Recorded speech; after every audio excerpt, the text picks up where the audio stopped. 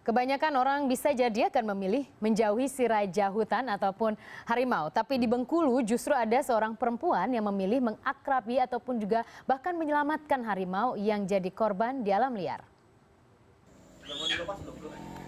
10 tahun sudah, Erni Suyanti Musabin menghabiskan hidup di tengah hutan Sumatera. Ia juga menjadi satu-satunya perempuan di antara para pawang dan polisi hutan di Taman Wisata Alam Seblat, Kecamatan Putri Hijau, Bengkulu Utara.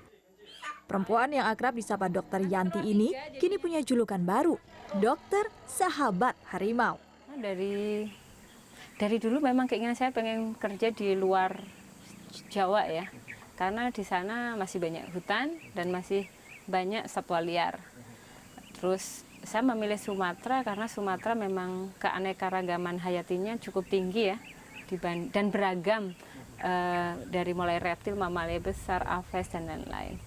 Terus tertarik di sini, dan kebetulan saya memang dari dulu pengennya memang yang ke daerah terpencil. Bagi saya daerah terpencil lebih menarik dibanding harus tinggal di dalam kota. Wanita 39 tahun ini menamatkan pendidikan kedokteran hewan di Universitas Erlangga, Surabaya. Sederet pengalaman bekerja di luar negeri pun pernah dilakoni Yanti.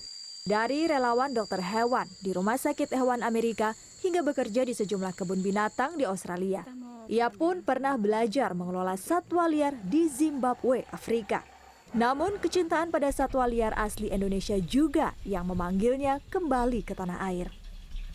Di harimau setiap kami rescue selalu berkesan. Setiap rescue pasti selalu ada cerita tersendiri ya. Dari mulai kami pernah rescue harimau di hutan penyangga Taman Nasional Kerinci Seblat yang ada di Provinsi Bengkulu, kan karena perjalanannya cukup jauh, dan karena perjalanan cukup jauh untuk membawa keluar juga cukup jauh. Jadi kami melakukan operasi amputasi di dalam hutan dengan peralatan seadanya. Mendirikan klinik harimau bisa jadi cuma sekeping impian kecil Dr. Yanti. Di atas itu semua, impiannya adalah harimau Sumatera kembali dilindungi dan memiliki rumah di alam bebas.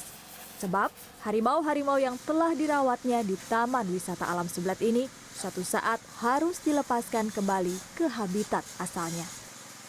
Apa impian terbesar Anda yang mungkin belum tercapai, yang belum terrealisasi sampai saat ini dengan satwa liar yang ada? Apa impian Anda? Kalau saya sih karena lebih fokus ke harimau, jadi pengennya sih, ini sebenarnya keinginan dari tahun 2007 sampai sekarang yang belum tercapai ya. Jadi pengennya kami punya klinik untuk harimau atau rumah sakit kecil lah untuk harimau, karena memang setiap tahun kami menangani 1 sampai 2 ekor harimau korban konflik dan perburuan. Terus kami punya peralatan yang lengkap untuk itu, dan